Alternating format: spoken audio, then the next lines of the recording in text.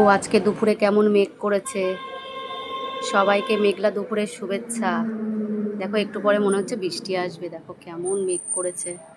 তো আজকে দুপুরে আমি কি রান্না করলাম, এই দেখো আজকে কি রান্না করেছি। দেখো আজকে একটু মাটন রান্না করেছি, বিজয়ার দিন করা হয়নি ওই জন্য আজকে করলাম।